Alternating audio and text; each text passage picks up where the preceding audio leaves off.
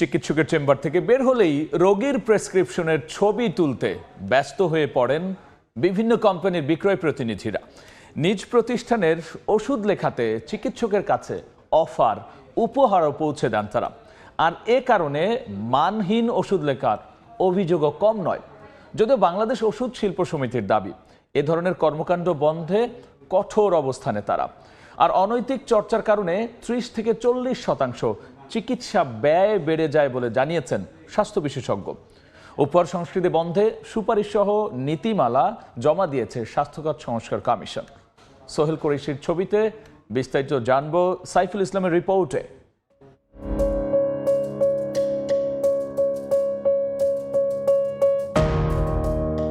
এভাবেই সরকারি বেসরকারি হাসপাতাল ক্লিনিকে দেখা মেলে বিভিন্ন ওষুধ কোম্পানির বিক্রয় প্রতিনিধিদের, যাদের অন্যতম কাজ রোগীর ব্যক্তিগত তথ্য থাকা প্রেসক্রিপশনের ছবি তোলা। পেশেন্ট যারা তাদের জন্য এটা বিব্রতকর। ডাক্তারের গিয়ে অনেক সময় এটা কনফিউজ করে যে স্যার এই ওষুধটা দিয়ে না। আমি অনেকটি দেখছি রোগী দেখাতে গেলে এরা 3-4 জন যায় ভিড় করে।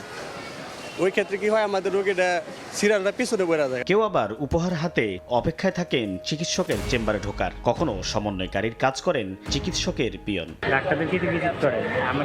রোগী ও তাদের স্বজনকে বিরক্ত করে তারা কেন এমন কাজ করেন এর বৃত্তান্ত জানান পরিচয় দিতে অনিচ্ছুক এক বিক্রয় প্রতিনিধি। ডিলিংস যখন হয় তখন তো কোম্পানির একটা দায়বদ্ধতা থাকে, আমার প্রোডাক্টগুলো লেখে কিনা এটা দেখার জন্য অবশ্যই একটা প্রুফ দরকার। তখন এই কোম্পানি তখন তো একটু চাপ দেয়। হর হামেশা চোখে পড়া এমন কর্মকাণ্ডের কারণে প্রেসক্রিপশনে মানহীন ওষুধ লেখা নিয়ে রয়েছে বিস্তর অভিযোগ। হঠাৎ করে আসে সামনে আইসা প্রেসক্রিপশন চায়, বা অনেকে আছে কি থাবা দিয়ে হাত থেকে নিয়ে নেয়। তো এই জন্য অনেকবার আমার সাথে ঝগড়াও লাগছে। কোম্পানি থেকে টাকা নিয়ে ওই কোম্পানি খারাপ কোম্পানি ওষুধ লিখে দেয়। কোনো নীতিমালা না থাকায় এমন কর্মকাণ্ড নিয়ন্ত্রণ করা যাচ্ছে না বলে দাবি বিভিন্ন হাসপাতাল কর্তৃপক্ষের। হঠাৎ করে ঢুকে বললো এটি আমাদেরকে আপনারা জানাবেন, আমরা চিকিৎসকরা কাউ এরকম করে আমরা ইনশাল্লাহ এটি সতর্ক করে দিব। ডাক্তারের সঙ্গে সম্পর্ক গড়ে তুলে ওষুধ বিক্রি বাড়াতে কোম্পানির পক্ষ থেকে দেওয়া হয় নানান রকম অফার এবং উপহার। প্রয়োজনের বাড়তিটুকু আবার বিক্রি হয় রাজধানীর ব্যস্ততম ফুটপাতগুলোতে। এবার দেখব সেই স্থানের চিত্র। ডাক্তারের উপঢৌকনের নানা সামগ্রী, ডায়েরি, তৈজসপত্র, চকলেট মিলল রাজধানীর নিউ মার্কেট এলাকার ফুটপাতের দোকানে। রয়েছে কোম্পানি থেকে দেয়া এসি, ফ্রিজ বিক্রির অফারও। অরিজিনাল কিনা এই সেন্সে অনেক সময় এখানে পাওয়া যায়, আর দামের ক্ষেত্রে কিছুটা কম পাবে। নাম্বার আছে, ফোন দিবে যে অনেক কিছু জমে গেছে, আসো। ডাক্তারদের বাসায় গিয়ে মালগুলা কিনে নিয়ে আসে। স্বাস্থ্য বিশেষজ্ঞরা বলছেন ওষুধ বিক্রি বাড়াতে এমন অনৈতিক চর্চায় 30 থেকে 40% বাড়ছে চিকিৎসা ব্যয়। সাধারণ জনগণ যে প্রতারিত হচ্ছে, আনএথিক্যাল যে সম্পর্কগুলো, এই খরচটা কিন্তু ওষুধের দামের সঙ্গে আসছে, এবং কোনো ক্ষেত্রে 30 থেকে 40% কিন্তু এই যে ওষুধের যে ব্যয়, সেই ব্যয়টা কিন্তু প্রমোশনে চলে যাচ্ছে। বাংলাদেশ ওষুধ শিল্প সমিতির দাবি প্রেসক্রিপশনের ছবি তোলা সহ অনৈতিক চর্চার অভিযোগ পেলে নেওয়া হবে কঠোর ব্যবস্থা। এটা আমরা করব না, যার মধ্য দিয়ে একটা রোগীর ব্যক্তিগত তথ্য অন্যের কাছে চলে যাবে। নীতি নির্ধারণ যদি হয়ে থাকে সেগুলোকে অনুসরণ করে গবেষণার জন্য এগুলো দরকার আছে। স্বাস্থ্যখাত সংস্কার কমিশনের প্রধান বলছেন চিকিৎসকের কাছে ওষুধ কোম্পানির বিক্রয় প্রতিনিধি সরাসরি যেতে পারবে না, এমন সুপারিশ সহ নীতিমালা জমা দেওয়া হয়েছে। ড্রাগ রেগুলেটরি বডি এক্সিস্টিং আইনগুলোকে ঠিকমতো প্রয়োগ করবে এবং এই আইনের যেগুলো ঘাটতি আছে সেগুলো ঠিক করে নেবে। উপহারও এক জাতীয় উৎকর্ষ দেওয়া একেবারে আইনত নিষিদ্ধ করে ইমপ্লিমেন্ট করা হচ্ছে। কমিশন চেয়ারম্যান জানান প্রস্তাবিত এই নীতিমালায় মেডিকেল কনফারেন্সের আয় ব্যয়ের হিসাব বাধ্যতামূলক সহ রয়েছে স্বাস্থ্য খাতে সুশাসন ফেরানোর নানা সুপারিশ। সাইফুল ইসলাম, সময় সংবাদ, ঢাকা। আমি সাইফুল ইসলামের রিপোর্টটা দেখছিলাম। এবার স্বাস্থ্য খাতের এই যে বিভিন্ন দিক আমরা দেখতে পেলাম, এবং বিশেষ করে আমরা যে বিষয়টা দেখলাম যে মেডিকেল রিপ্রেজেন্টেটিভের আচরণ, তারপর হচ্ছে সেই আচরণের কারণে ব্যক্তিগত তথ্য চলে যাওয়া, একই সাথে ডাক্তাররা আসলে প্রভাবিত হন কিভাবে আসলে তার কোম্পানির ওষুধ লিখতে। এই বিষয়টি নিয়ে আলোচনার জন্য ঢাকা বিশ্ববিদ্যালয়ের স্বাস্থ্য অর্থনীতি ইনস্টিটিউটের অধ্যাপক সৈয়দ আব্দুল হামিদ আমাদের সঙ্গে যুক্ত হয়েছেন। আমরা তার সঙ্গে বিষয়টি নিয়ে বিস্তারিত কথা বলবো। স্যার, আপনাকে স্বাগত আমাদের এই সময়ের বাণিজ্যে। স্যার, আপনি রিপোর্টটি দেখেছেন এবং সেখানে দেখেছেন যে কিভাবে আসলে মেডিকেল রিপ্রেজেন্টেটিভ একজন রোগীর জোর করে বা হচ্ছে তারা কিন্তু কথাও বলছিলেন। সেই ক্ষেত্রে শুরুতে যদি একটু আসি যে এটির আসলে মান আচরণ বৈশ্বিক প্রেক্ষাপটে কি হওয়া উচিত?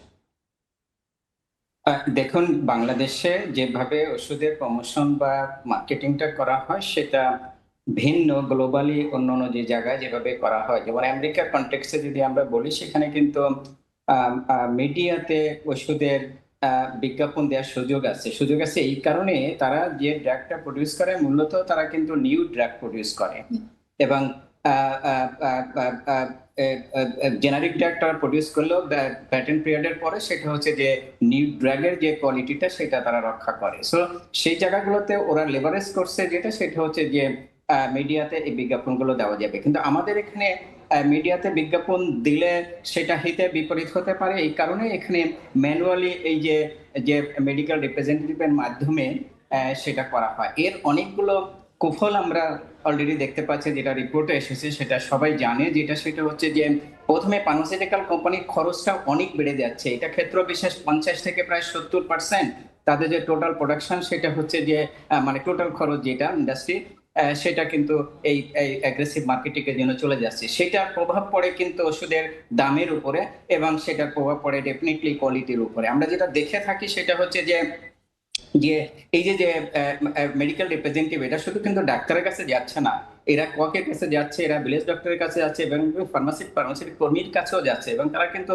সেটা করছে। এবং আমরা যেটা দেখে থাকি সেটা হচ্ছে যে সাধারণত টপ কোম্পানি যেগুলো আছে যাদের ওষুধগুলো ভালো সেগুলো যেরকম কমিশন দেয় এই এই এই সময় অ্যাগ্রেসিভ মার্কেটিং এর ক্ষেত্রে, এবং অখ্যাত কোম্পানি যেগুলো আছে তারা কিন্তু কমিশন বেশি দেয়। সুসংগত কারণে এই গ্রামের দিকে এই যারা লো কোয়ালিটি প্রোভাইডার আছে, আমি যেটা বললাম কক, ভিলেজ ডক্টর বা ফার্মাসিউটিক্যাল কর্মী, দোকানদার, এরা কিন্তু এই বেশিরভাগ প্রচারণা যেটা করে বা তাদের যে এটা থাকে উদ্দেশ্য থাকে সেটা হচ্ছে লো কোয়ালিটির ওষুধ বিক্রি করা। তো একই সাথে যেটা হচ্ছে যে মানুষ দুইভাবে ঠকতেছে, একটা হচ্ছে যে পয়সা বেশি লাগতেছে বিকজ অফ প্রমোশন কস্ট, এবং অন্যদিকে দেখা যাচ্ছে যে কোয়ালিটিটা কিন্তু পাচ্ছে না। তাহলে এটার একটা ব্যাপক ইম্প্যাক্ট এবং এই যে আমরা যেটা মনে করি সেটা হচ্ছে যে আমাদের যে পরিমাণ ওষুধ আসলে আমাদের কনজিউম করা উচিত তার থেকে আমরা বেশি পরিমাণ ওষুধ কনজিউম করছি।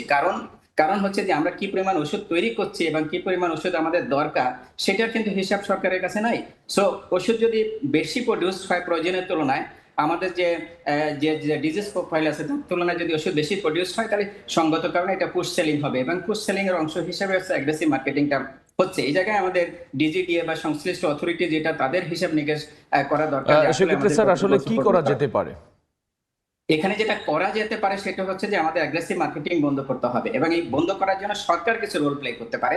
সরকার যে রোলটা প্লে করতে পারে সেটা হচ্ছে যে আমাদের যে 1982 সালে যে ওষুধ নীতিটা ছিল সেখানে কিন্তু ওষুধকে একটা ফর্মুলার ভিত্তিতে 117 ক্যাটাগরি যে ওষুধ এসেনশিয়াল মেডিসিন যেটা বলি সেটা কিন্তু প্রাইস কন্ট্রোল করা হয়েছিল এবং বলা হয়েছিল যে 117টা ড্রাগ যদি প্রডিউস করে তাহলে যে 60% প্রডিউস করে এই ড্রাগের, তাহলে ফার্মাসিউটিক্যাল কোম্পানিগুলো বাকি অন্যান্য ড্রাগ প্রডিউস করতে পারবে এবং তারা সেটা নিজেরা মূল্য নির্ধারণ করতে পারবে। কিন্তু যেটা হয়েছে সেটা হলো যে এই 117টা ক্যাটাগরি এখন কেউ প্রডিউস করে না বা খুব কমই প্রডিউস করে। তারা এখান থেকে বেরিয়ে গিয়ে লিস্ট থেকে বেরিয়ে গিয়ে দেখা যাচ্ছে প্যারাসিটামলের সাথে ক্যাফেন যোগ করে তারা এটা Napa plus, Napa extend, H plus এই নামে তারা বিক্রি করছে এবং এইগুলো কিন্তু মার্কেটিং হচ্ছে। এখানে তাহলে করার বিষয় যেটা সেটা হলো যে সরকারি যেটা করা উচিত, সরকার একটা নতুন অথরিটি করা উচিত যেটা ইন্ডিয়াতে আছে, ফার্মাসিউটিক্যাল প্রাইসিং কন্ট্রোল অথরিটি। বাংলাদেশের এরকম অথরিটি করে এই প্রাইসটাকে শক্তভাবে মনিটর করা উচিত এবং এখানে যে মার্কআপ যেটা প্রডিউসারের যে মার্কআপ আছে বা রিটেলের যে মার্কআপ আছে সেই মার্কআপগুলো ফিক্স করা আছে, এটাও মাঝে প্রতি 2 বছর অন্তর অন্তর এটা রিভিউ করে এই মার্কআপগুলো চেঞ্জ করা দরকার যাতে ফার্মাসিউটিক্যাল কোম্পানি কোনো লসের সম্মুখীন না হয়। এটা উইন উইন সম্পর্ক। সেক্ষেত্রে আপনি বলছিলেন স্যার ফার্মাসিউটিক্যাল কোম্পানিগুলোর কথা, আমরা যদি কোম্পানির দিক থেকে আলোচনায় আসি যে তাহলে তারা বিপণন প্রক্রিয়াটা কিভাবে সাজালে সেটি রোগী এবং ডাক্তারকে কাউকে প্রভাবিত করবে না বা বিভ্রান্ত করবে না? Very good. দেখুন, আমি সরকারের কথা বললাম, এখন ফার্মাসিউটিক্যাল কোম্পানিগুলো নিজেরাও তাদের যে কাজটা করতে পারে। দেখুন, আমরা যদি দেখি যে টপ 10 কোম্পানির যে মার্কেট শেয়ার সেটা প্রায় 70%-এর মতো। আমরা যদি টপ 30 কোম্পানির ক্ষেত্রে দেখি সেটা হচ্ছে 90% মার্কেট শেয়ার। এই টপ 30 কোম্পানিগুলো যদি তারা ইউনাইটেড হয় এবং তারা যদি নিজেদের ভিতরে এই কম্পিটিশনটা কমিয়ে ফেলে, ইন্টিগ্রেটেড হয়ে যদি বলে যে আমরা অ্যাগ্রেসিভ মার্কেটিং কমিয়ে ফেলবো, সাপোজ 5 বছরের প্রোগ্রাম নিয়ে আমরা যদি কমিয়ে ফেলবো এবং তারা যদি সেটা কমিয়ে ফেলে, তারা এই যে ডাক্তারদেরকে অনৈতিক যে ইনসেন্টিভটা দিচ্ছে সেটা যদি কমিয়ে ফেলে তাহলে কিন্তু সম্ভব। এই কারণে যেটা সেটা হলো যে এই টপ 30 কোম্পানি যাদের 90% ওষুধের মার্কেট শেয়ার, ডাক্তারদেরকে যদি ইনসেন্টিভ নাও দেওয়া হয় তাহলে কি ডাক্তাররা এই টপ 30 কোম্পানির বাইরে ওষুধ লেখা তাদের সুযোগ আছে? আর যদি সেটা লেখে তাহলে কিন্তু সেটা হচ্ছে যে সমাজে নানা রকম আন্দোলন শুরু হবে। স্যার, সেক্ষেত্রে কি আমরা অনেক সময় আপনাদের মুখেই শুনে থাকি যে জেনেরিক নামে ওষুধের বিপণন করা বা মানুষের কাছে পৌঁছে দেওয়া, সেটি কি কোনো সমাধান হতে পারে? দেখুন, জেনেরিক নামে এখন যে অবস্থায় আমরা আছি সেটা শুধু জেনেরিক নামে লিখলে হবে না এই কারণে, যেটা সেটা হলো জেনেরিক নামে লেখার প্রি কন্ডিশন সেটা হলো ওষুধের মান, বিভিন্ন ওষুধের মানগুলো সমপর্যায়ে থাকতে হয়, কাছাকাছি থাকতে হয়, 19-20 হতে হয়। কিন্তু আমাদের ওষুধগুলো যে সমস্ত আছে, যে 300-র উপরে যে অ্যালোপ্যাথিক ওষুধ কোম্পানি আছে, সেটা কোনোটার মান বিশ্বমানের তো কোনোটার মান একদম নিম্নমানের। তাহলে এই ধরনের যখন কোয়ালিটি এবং লো কোয়ালিটি ওষুধ একসাথে থাকে তখন জেনেরিক নেমে লিখলে যেটা হবে সেটা হচ্ছে যে লো কোয়ালিটির ওষুধগুলো হচ্ছে যে মার্কেটে সয়লাভ হয়ে যাবে, এখানে আমরা প্রতারিত হবে এবং বড় কোম্পানিগুলো দ্যাট মিনস যারা কোয়ালিটি ওষুধ প্রডিউস করে তারা কিন্তু তাদের ডিসইনসেন্টিভাইজ হবে। তো সেই কারণে আপাতত আমাদের এই গুণগত মান কাছাকাছি না আসা পর্যন্ত শুধু জেনারিক নেমে লেখা সুযোগ নাই। তবে যেটা হতে পারে, যেটা কমিশনও, স্বাস্থ্য সংস্থার কমিশনও বলেছে, সেটা হচ্ছে যে জেনারিক নেমের, ব্র্যান্ড নেমের সাথে বা ট্রেড নেমের সাথে জেনারিক নেমটা আপাতত লেখা এই কারণে, যেটা সেটা অন্তত ডাক্তারদের অভ্যস্ততা হওয়া, যারা স্পেসক্রাইব করছে অভ্যস্ততা হওয়া,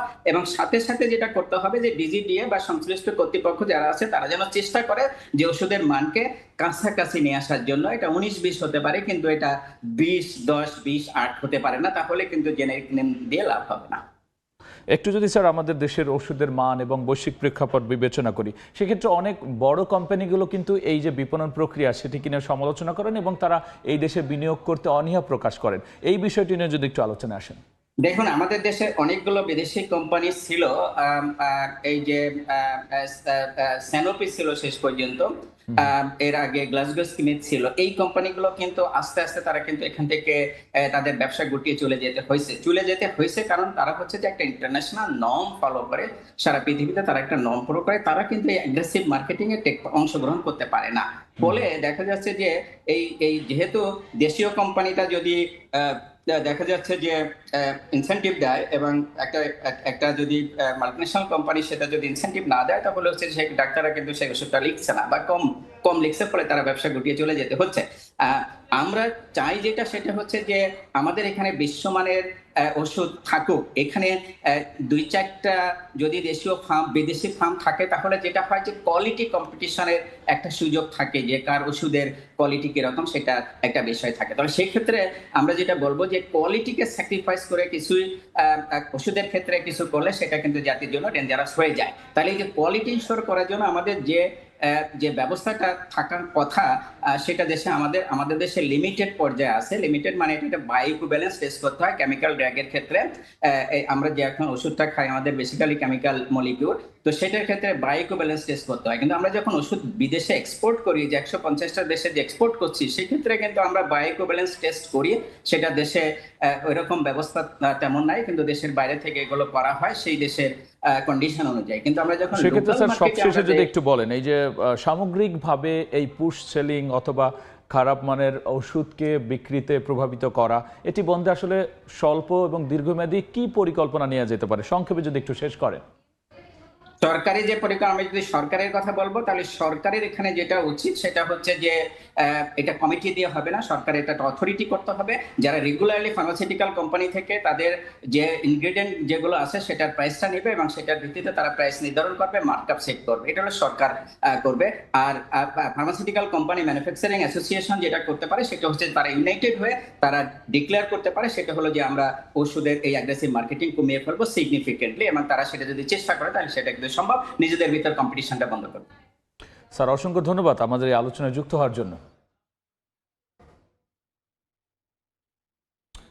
আমরা যুক্ত হয়েছিলাম ঢাকা বিশ্ববিদ্যালয়ের স্বাস্থ্য অর্থনীতি ইনস্টিটিউটের অধ্যাপক সৈয়দ আব্দুল হামিদের সঙ্গে। তিনি আলোচনায় যুক্ত হয়েছিলেন ঢাকার মোহাম্মদপুর থেকে।